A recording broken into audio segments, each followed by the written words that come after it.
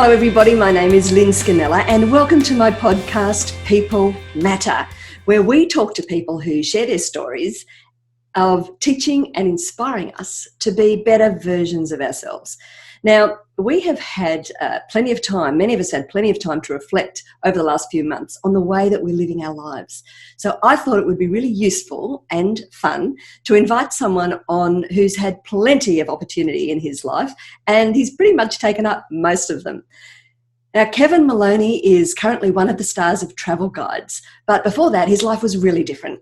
He was an HR manager in corporate. He's been a writer, an entrepreneur, a dog owner, a man on the land, and he has a shed to rival anything that Marie Kondo could come up with.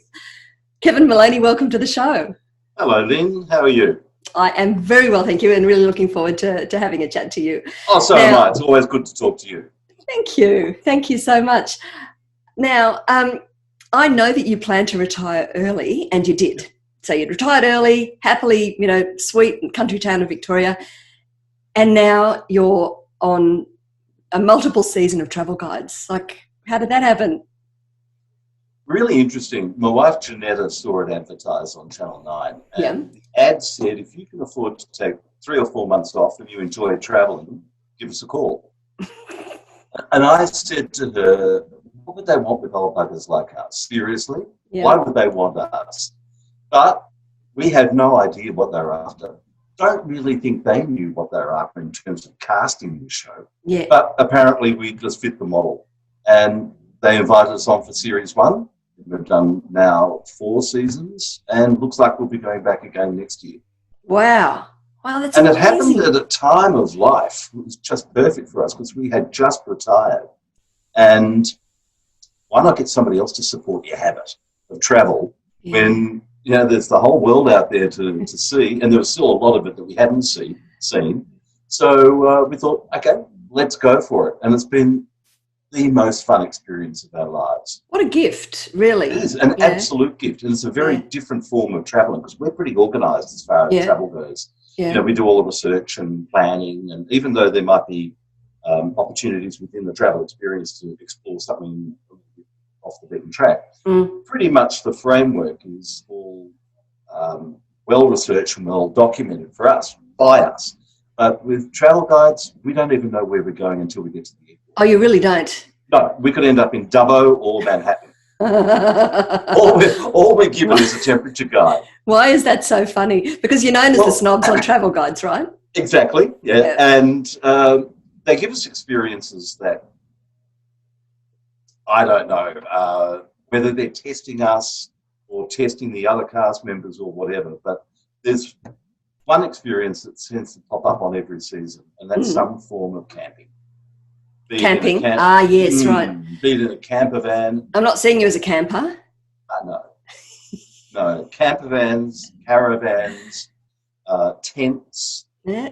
We don't need to sleep under 1 million stars. 5 is enough. Right. 5 is enough. I see. So long as they're on the hotel logo. Yeah, right. Okay, very nice.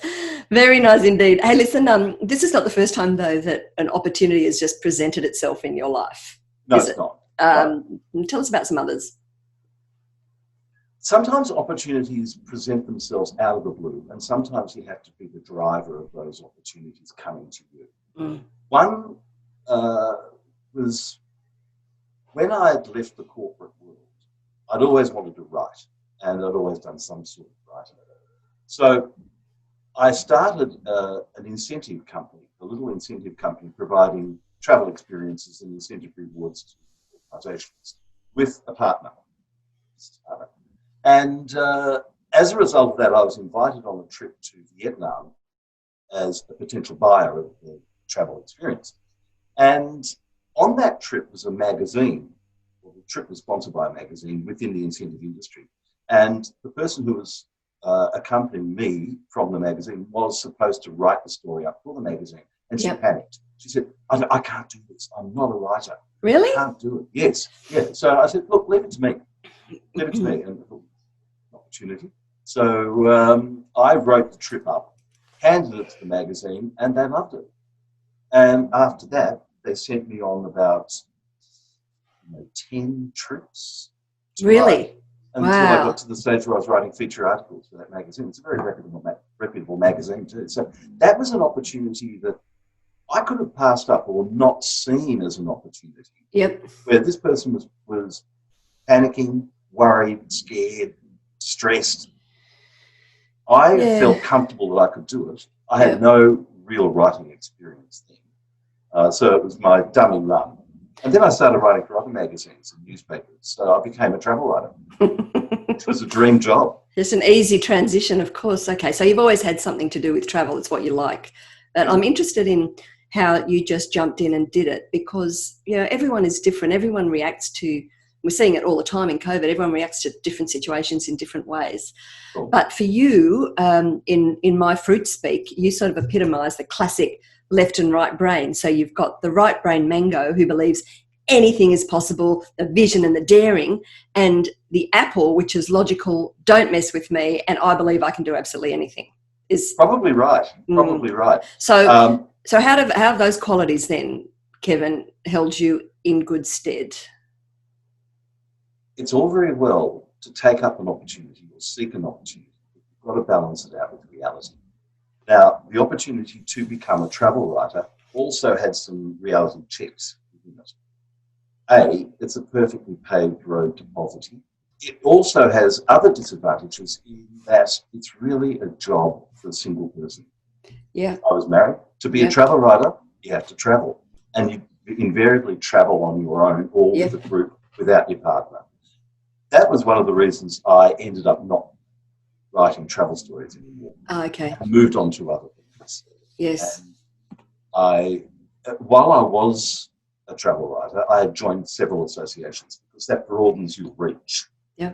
And one of them was the International Food, Wine and Travel Writers Association, which is based in California.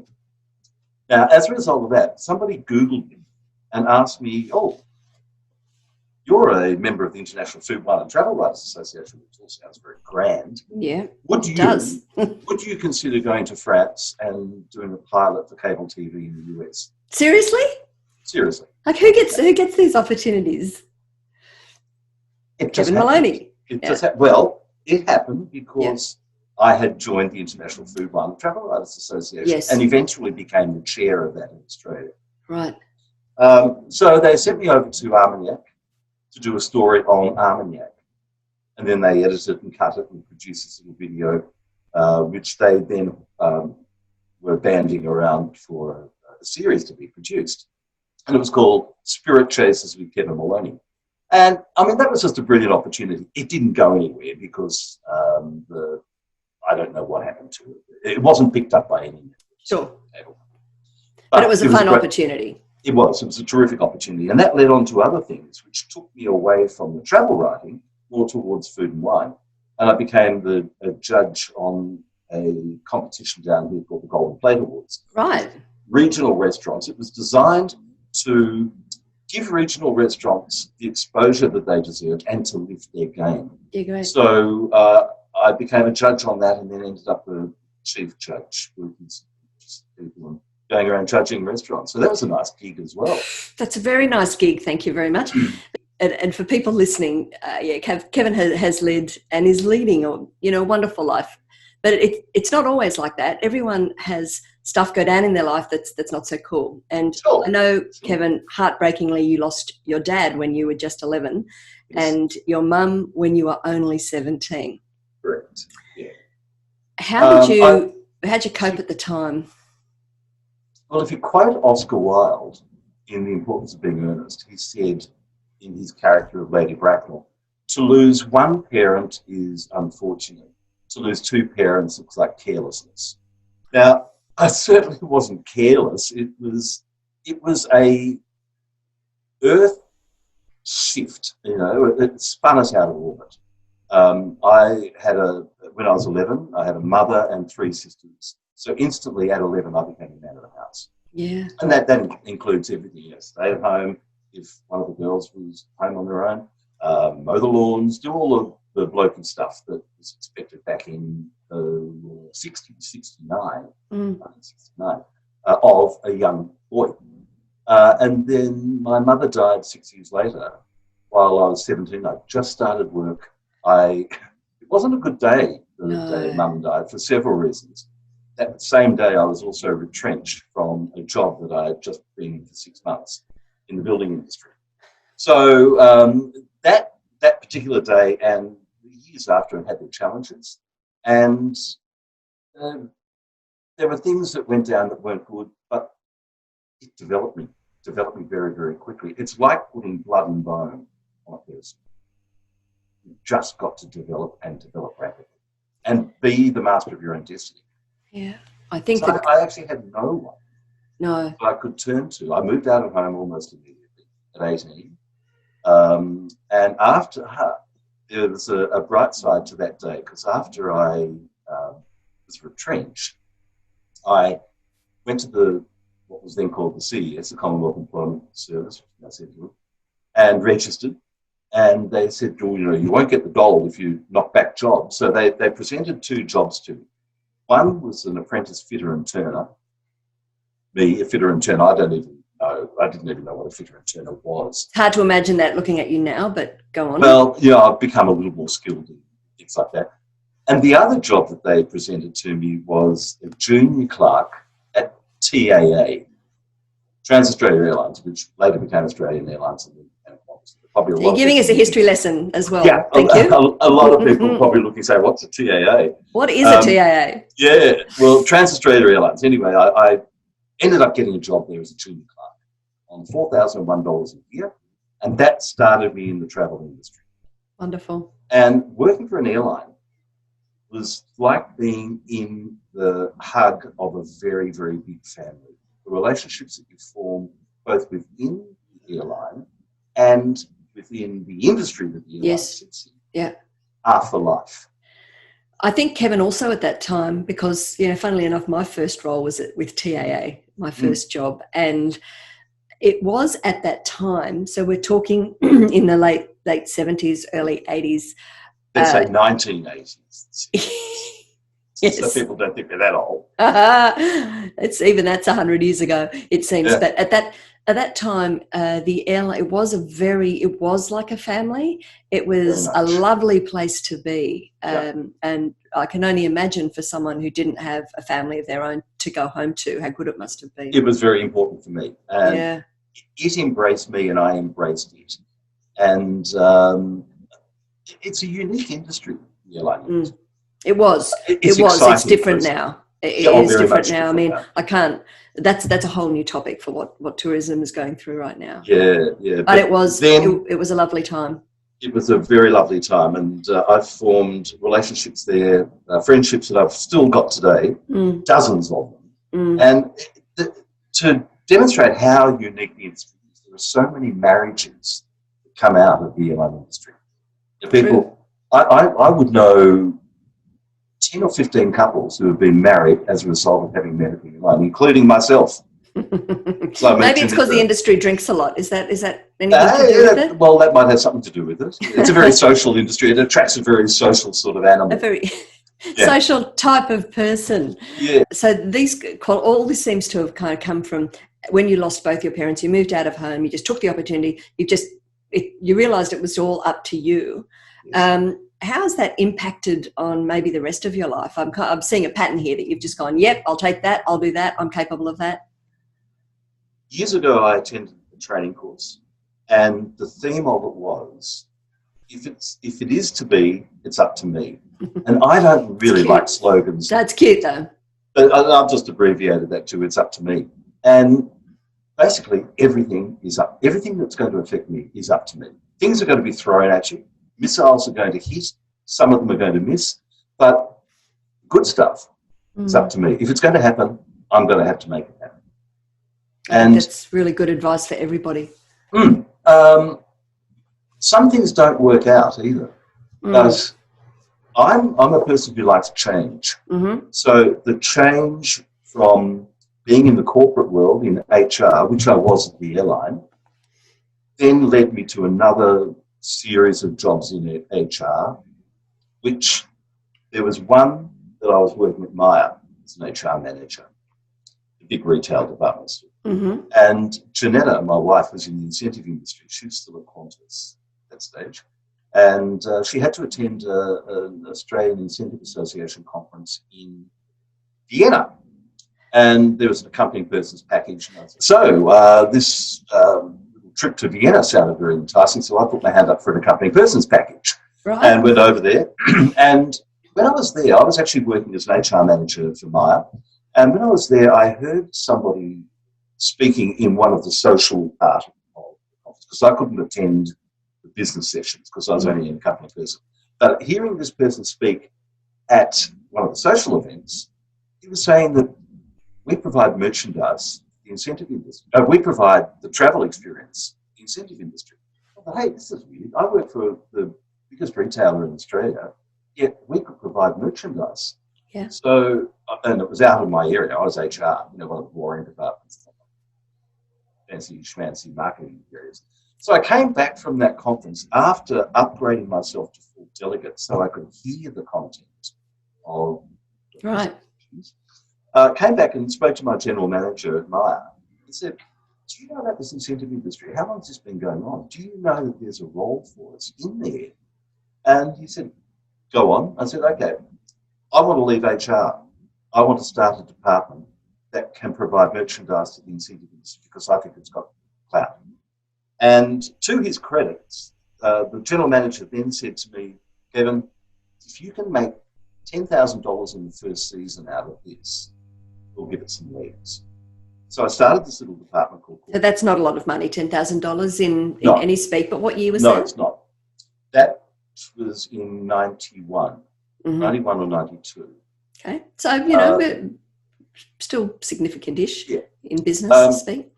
In the first 12 months, which is 2 retail seasons, we had done 15 million. 15 million. $15 million. That's incredible. Yeah.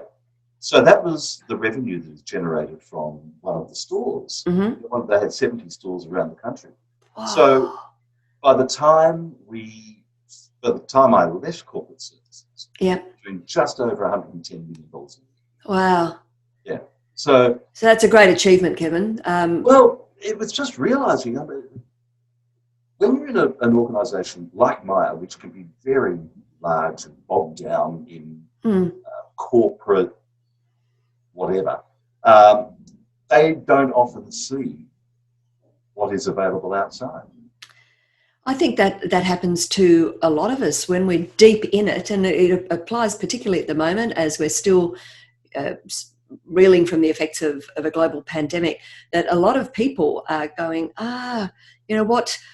what's just happened? And because you're so caught up in the turmoil, it's really hard to see the bigger picture. So from that, a lot of people out there listening may be feeling confused or worried about the future. What advice would you have? What advice would you give to them? If you're worried about the future, I think it's counterproductive. There are always going to be things in the future which will present themselves in a positive way. It's just a matter of having a look at those and say, is that right for me? Like if somebody said to me, intergalactic travel, would you be in on that? I'd probably turn that down because I think you'd have to be a bit of a scientist to be able to do that at the moment. But if somebody now asks me, would you like to join a gardening club and provide lectures on something that you can provide some information on? I said, yeah, sure. Yeah. Because that interests me and I think that I can do it. I can do it. So you've got to balance, can I do it with, have I ever done it before? Yeah, and if I haven't, am I capable of doing it? And also, I think I'm getting from you all the time is look for opportunities. I mean, you were sitting at a conference with your wife that you could have just kicked back and enjoyed, but there was a hint of something there that said this could mean something for my business. So it was much more than just a hint. Yeah, it was a really loud bill. Yeah, and keeping more of an open mind, which is easier said than done. Okay, let me change tack a little bit. You've been married to the fabulous Janetta for many years. 33. 33 years, congratulations. Yeah.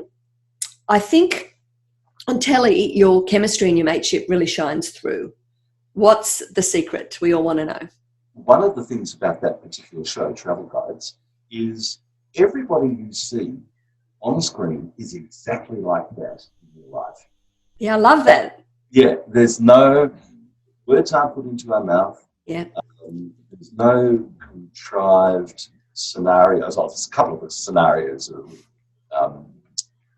off the wall, like I say, but we're not told what to say. Yeah. And everybody has, if you look at the relationship with the friend and family, they're very, very supportive, but they'll rib each other to death. Mm-hmm. Janetta and I, we've been married for 33 years. We listen to each other. We work off each other. Everything is shared. Absolutely everything is shared. From even before we were married, we had joint bank account. And that, I think, is just an example of how everything is 100%, 50-50. Trust? Absolutely. Absolutely. Yes, trust is probably one of the most important things. And realising what skills Janetta's got and her realising what skills I have and using those, like if there's something that is concerning me or that I know I can't do, you can probably do it. Yeah. And vice versa. Yeah. So using each other's skills. An appreciation of each other's strengths. Absolutely. And love for their weaknesses, as hard as that may be. Yes. Or flaws. Apart from you and I, Kevin, because, clearly we don't have any. But for everyone else, that's tough. Somebody else has asked me, what's the secret to a perfect marriage? And I've got a very short answer, is take the blame for everything in the credit. Take the blame. I must pass that on. Thank you. Take the blame for everything and the credit for nothing. Sweet. Listen, at one time, I know that you and Janetta were foster parents, which seems a long way from your personas on Travel Snobs. Well, we were older when we got married, so we didn't have our own children. And we were living in inner suburban Melbourne, where they had high-rise commercial flats. And I wouldn't say there was a void in our life, but there was an opportunity for us to give something back. And give something back in an environment that we felt comfortable with. And that was fostering a couple of kids for respite care. Now, the organisation who ran it, concentrating on fostering kids within your local area. And we were living in Abbotsford, and we had a very nice house in Abbotsford. But almost next door to us was the Commission Flats, and that's a whole new world. And it was a whole new world to us. So we started fostering two kids, brother and sister, and the experience was life-changing for us, and hopefully life-changing for them. We were the first person that these kids knew who had a car. I was the first person they met who had a job. And they were abject poverty they lived in. Their mother had a drug issue, so the kids were taken from her mother and placed with grandmother, who also had a serious drug issue. So we hoped that we could provide some sort of alternative for these kids, even though it was only respite and they were only with us on weekends, that we could give them exposure to what a different sort of life could be. And they were playing in the sunshine. They couldn't even go out of their flat. It was too dangerous with it. And it was a tiny little flat on the 18th level where the windows only opened that much. So people couldn't throw things out. Reading that, like, you'd go into the lift and they smelled of urine and cigarette smoke. We walked into the flat and there was a little haze of cigarette smoke. And this is what the kids were doing. So when they came to us, they'd play in the backyard, the sunshine, they get creative. It was good for us, and I think it was good for them. I'm sure it was good, but it was more benefit for us. Not that we were doing it for a selfish reason, but it opened our eyes. Absolutely. It's not... if you have a comfortable life, it's, I believe, and at a certain age, it's a responsibility to learn the stuff that you don't know and be able to give back. It's not your fault that you're in the situation that you are. You're in a comfortable, situation that you created yourself. Sure. So this is yet another learning opportunity and potential. It is. It's really, I imagine it must be about personal growth, taking on foster children. I didn't sort of see it like that. Looking back, perhaps? Oh, yeah, looking back, definitely. So it gave us a greater awareness of being grateful for what we've got. Really. And I know that might be cliche. But, look at what you've got. There's always somebody worse off than you. Until you see it. These kids were so poor that they couldn't afford toilet paper. Yeah. Basic things that we all take for granted. It exists. It shouldn't exist in us. It should not exist in this country. No, but it does. Yeah. It does. I just want to talk a little bit about Travel Guides before we finish up. Tell me, you've done 3 seasons so far, is that right? Yes, and there's a 4th one coming out. Excellent. So 4 seasons so far. You must have had so many funny experiences on that set. Is there any that jump out? Yeah. Well, people would think, you've got all these wonderful travel opportunities. You're going to all these weird and wonderful places and doing all these great things. Yeah, absolutely. And it is the opportunity of a lifetime. And over 100,000 people applied for it. Why they picked us, I still don't know. But we were very lucky to get them. Fantastic. Yeah, and we have been to some incredible places. Flying over volcanoes in Hawaii in a chopper, zip-lining across canyons, standing at the Iguazu Falls. They really are incredible things. Staying in palaces where the Maharaja still lives in India. I mean, it's good. I really love being around 20 and 30-somethings because I end up learning so much from them. Is there something that stands out that you've learned hanging out with the crew? Absolutely. I'm astounded at their organisational skills. There are people who wrangle the cast and look after us. They do everything on the phone and on the fly. They send us, each night they send us out an email about what's going on tomorrow, what time our call is. And it's all done without any fuss or without any hysterical behaviour. They're so adept. I'm astounded. Seriously, there's a million things to think of when you're running a production like that. Absolutely. In a foreign land, where there are language barriers, and you've got no idea where things are sourced. There are emergencies that happen all the time. There are health issues that pop up, all sorts of things. So shout out to the millennials on Travel Guides, yeah? Absolutely. Yeah, they Good do on a them. brilliant job. Brilliant job. Now you've been, as you mentioned before, you had the enviable job of being a travel writer for many, many years. In the situation that we are in the moment, can I ask you how you see travel and tourism looking over the next couple of years? It's going to be a very, very different world, literally. I really don't know because we don't know what the future of the COVID-19 virus is. We don't know how long it's going to be with us. We may find a vaccine. And I think until a vaccine is found, we're probably not going to be travelling the way we have been used to travelling. It's going to be very, very different. Someone suggested to me that it may well go back to how it used to be with only the very wealthy having access to travel. I don't know. That would be probably an issue for the airlines, that if travel is going to be more expensive because they're going to have social distancing on aircraft without the use of the centre seat.